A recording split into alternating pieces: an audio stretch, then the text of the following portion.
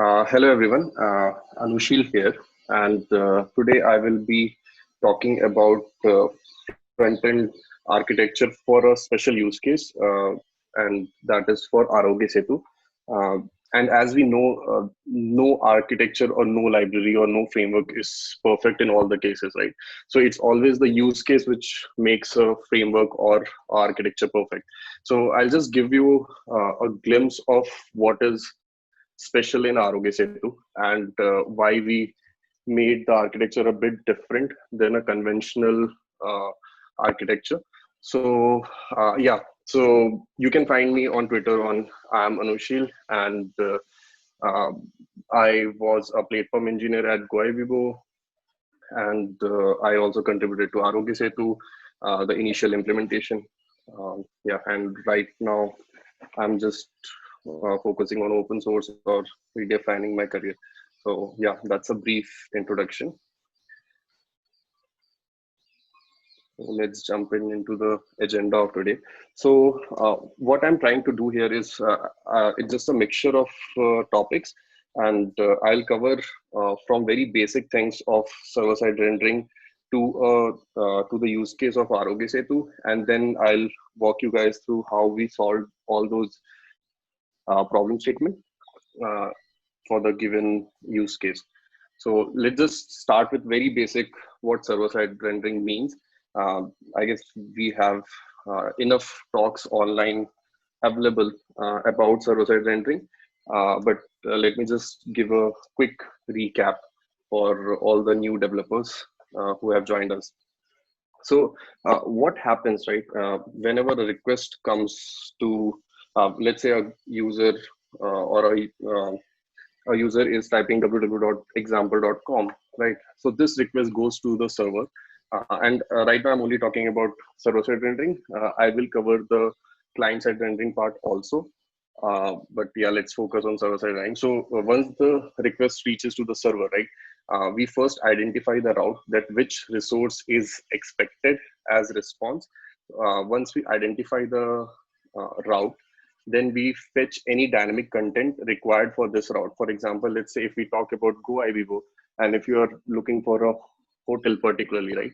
So what server will do is it will fetch that particular data for that particular hotel, and then it will prepare the state of application, which our JavaScript components can understand. And once that state of application is ready, or basically the model is ready, then we will just render our application or render the required component on the server. Once this is done, then we will just extract the critical CSS. I will talk about why critical CSS is important. So we do extract the critical CSS and we prepare the response. This response will contain the CSS, the rendered markup, the state of application, so that once this document or this HTML reaches the client, it can hydrate properly. So this is a very high level overview of how we can do server-side rendering. So I'll just quickly jump into coding with a very small hello world example, and we'll see how it happens. Yeah. So right now I'm using a custom framework which we have developed in GoIBibo for all this kind of use cases. So we'll just focus on the higher level part of things, and if we'll have time, we'll go into the details of this framework also. So if you see here, right, let me just disable the JavaScript.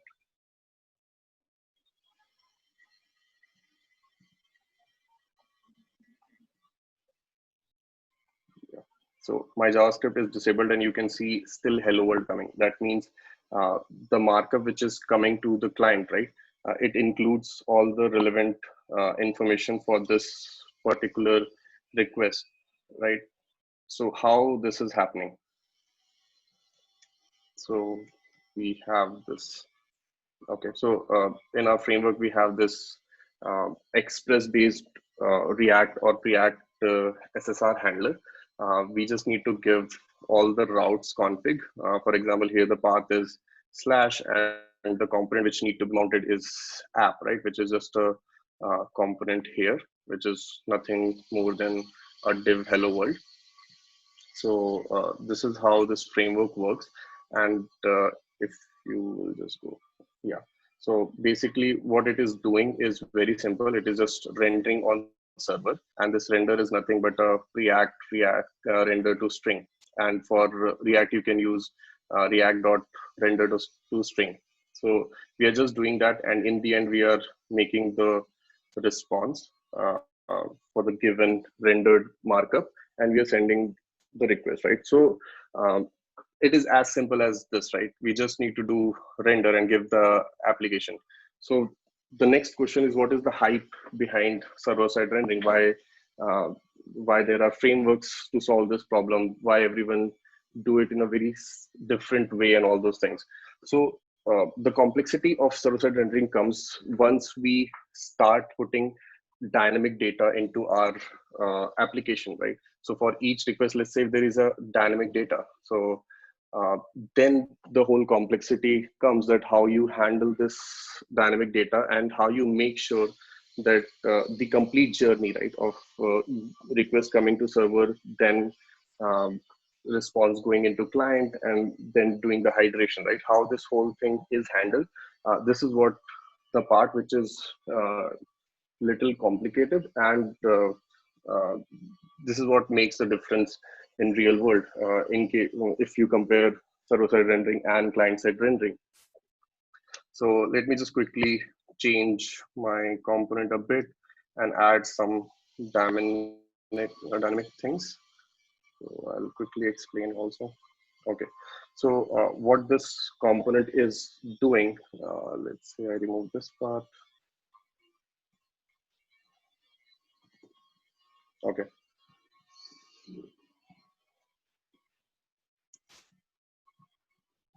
Okay. Yeah. So right now what it is, let me see if it is working.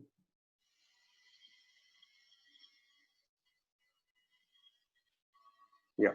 So what happened was my component do have a static text, which is hello Anusheel, and there is a dynamic data, which is just a number, just to mimic the real world use case. I have wrapped it into a set timeout so that, let's say we are fetching this data from the server, right? So here what is happening, if you will see, is initially you will only see hello Anusheel, and after once the API responds, here I've given 500 millisecond. So this number comes and then it renders the dynamic content, right? So if you see the life cycle, right, user had to wait some time to get this data. And the problem is once the request comes from client, right, for this data, right, in goes through the entire network, and the time taken to fetch this data is comparatively more, right? Because the network, it depends a lot on the network. If you are in a bad 3G, or let's say you are in a 2G, then it will take more time for a user to see the relevant data for which user is requesting this resource. So let's just move this to server-side rendering concept with a dynamic content fetching. So what I will do quickly is, this is my server entry path, and the framework is designed in such a way that you can just use a Express middleware. I'm assuming that everyone is aware of this basic things, how Express works and how the middleware works. So Express middleware you can use to do any asynchronous task, and it goes in sequential form, one by one. So first it will uh, go through this middleware, and then it will go to the second middleware. And once the process of one middleware is complete, then you can call the next middleware, dependent whenever it is done. So what I'm doing is I'm just setting local data with name and with number. We can make it async also. Just for the simplicity, I'm keeping it synchronous here. So, and we are passing this to our framework, or basically our SSR handler. So now let me save and rerun. Just a second, something went wrong. Okay.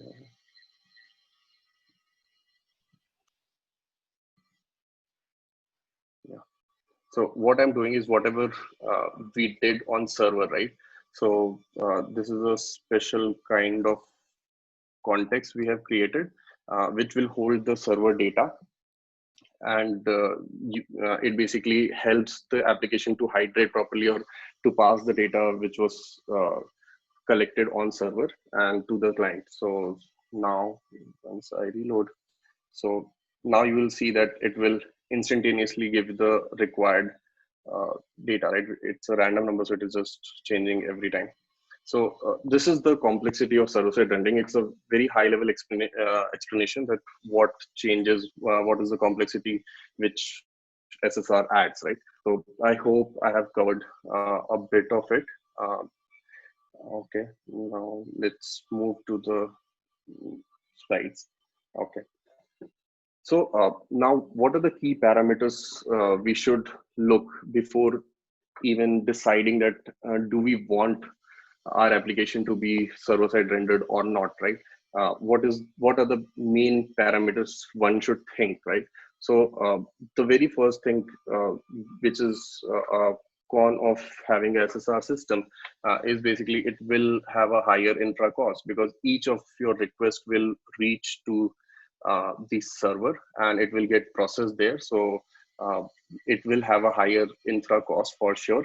And once, let's say, you have make sure that you have good infra and good pipeline of your infra, then the next problem which will come is this kind of architecture will have higher TTFB. TTFB is time to first byte. So because you are doing a async task on your server, so the first request, right, the document which user is expecting, right, that will be delayed by some margin, right? So you will need to be very careful on deciding that what kind of data you want to fetch on your server, right? So this is one thing which will be higher. And the bad part of this is user will see a white screen till the time your server is still preparing the response, right? Now let's come to what is good in all this SSR based architecture, right? So the good part is it will always have a better FMP. FMP is first meaningful paint, because you are fetching a relevant set of data on server, and the first snapshot you are sending, right, to the client do have a good amount of content to consume, or basically it is still a meaningful data rather than in CSR based of architecture, right? It is just a loader which a user sees, right, by the time your whole application boots up.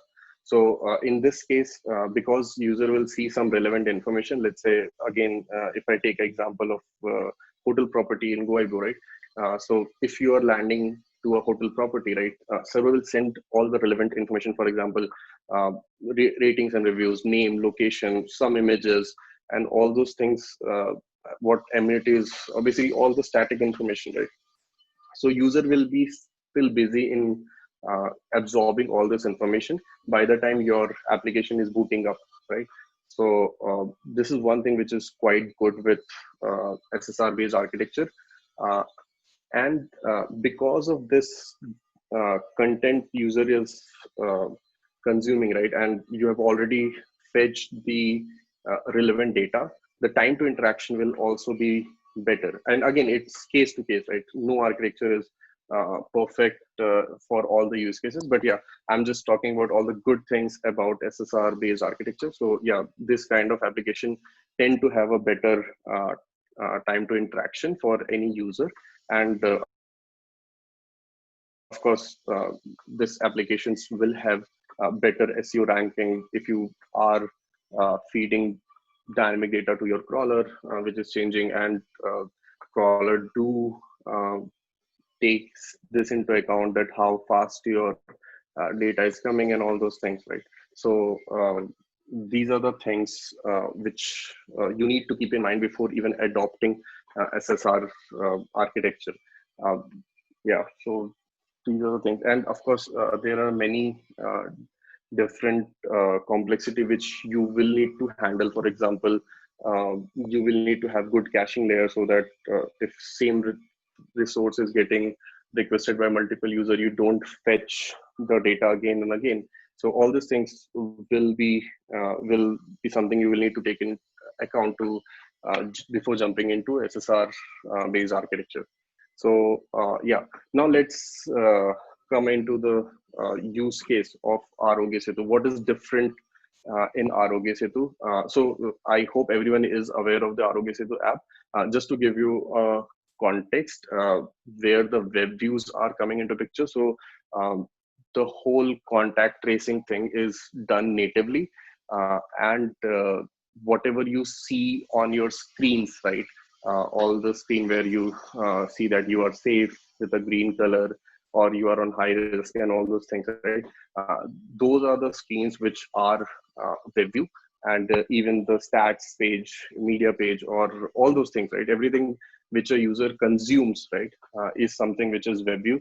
And this we have uh, done this way because when we were launching, we didn't know what all things will come and how we will need to release and all those things, because app release goes through a lot of pipeline, and then users don't. So we wanted our main page to be dynamic so that we'll have full control over it. But this brings some complexity also, because Aarogyasetu was supposed to be used by the entire India, all the citizens. So we need to make sure that the solution we adopt is stable, or basically it works well in a 2G or 3G kind of user. And we had to support multilingual also. So right now Aarogyasetu is in 12 languages. So these are the things which make this whole architecture a bit different. And of course, there are a lot of features also. Graphs are there and all those things. So these are the use cases which we were trying to solve.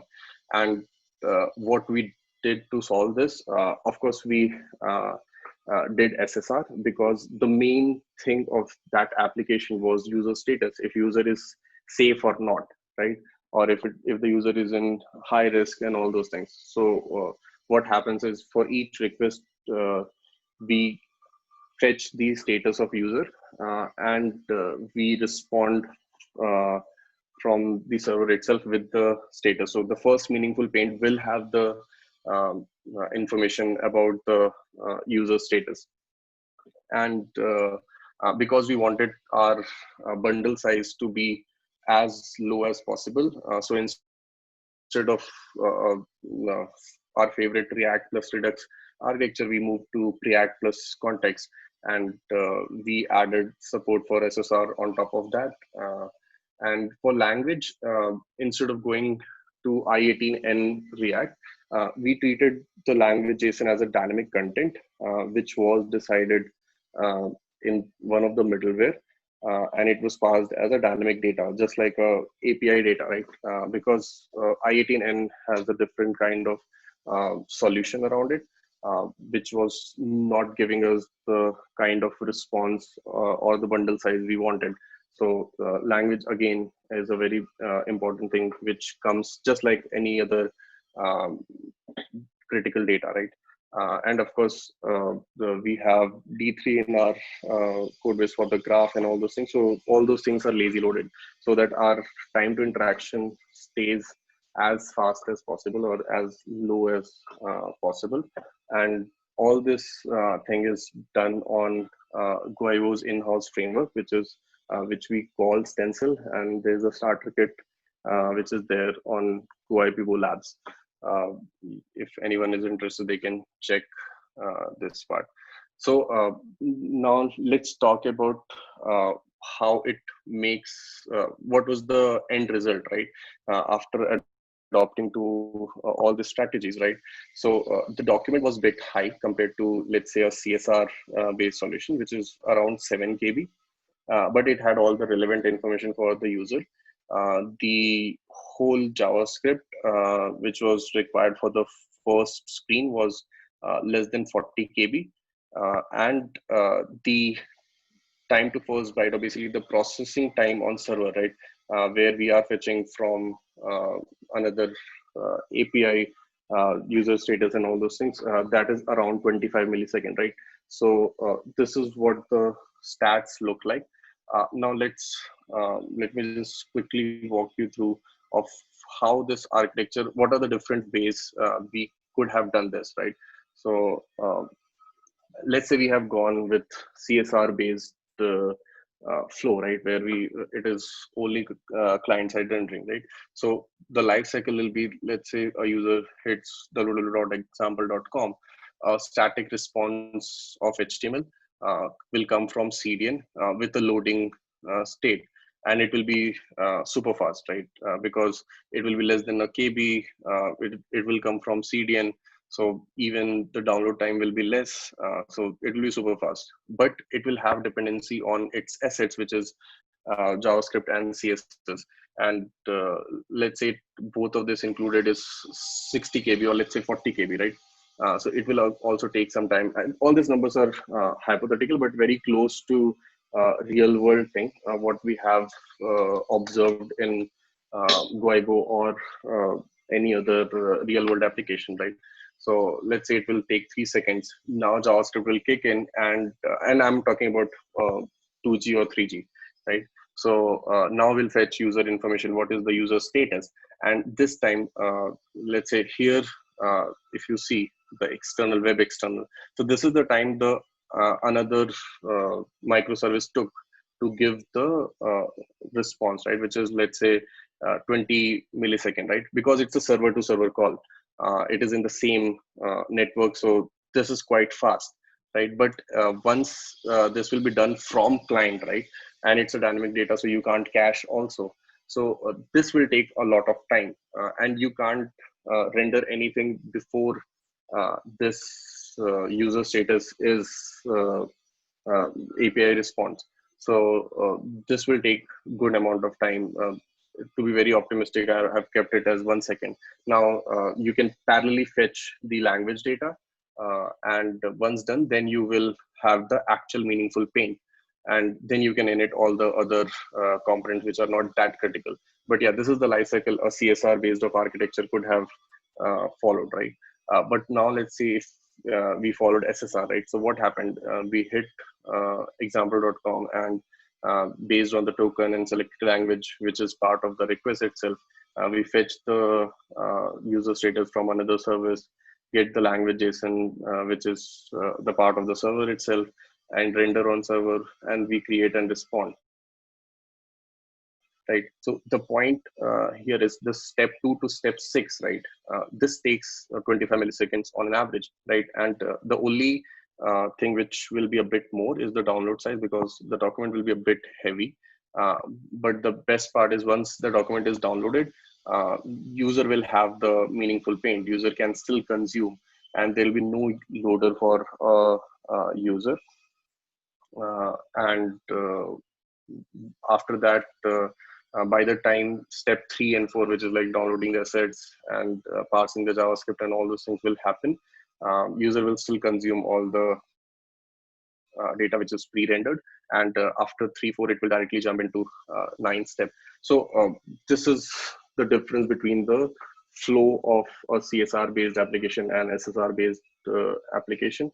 And yeah, so this is how we solved the use case. And yeah, that's it, I guess. If you have any questions, do let me know.